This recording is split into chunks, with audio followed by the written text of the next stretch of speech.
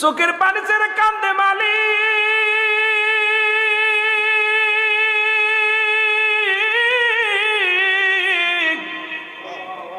পৃথিবীর কবিরাজ fail, doctor fail, অবশেষে মুসা আলাইহিস সালামের কাছে আসলাম একটা সন্তানের জন্য।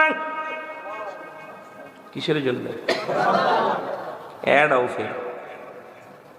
কি করি, তুমি কিছু দিবা না আমারে? কানতে কানতে রওনা হয়ে গেল। মুসা আলাইহিস সালাম ফেরত আসলেন।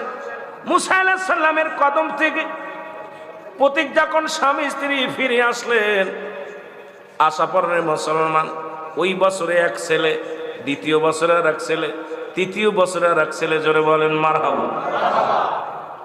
3 বছরে 3টা পোলা। কয়টা পোলা? কথা হইতেনি 3টা পোলা।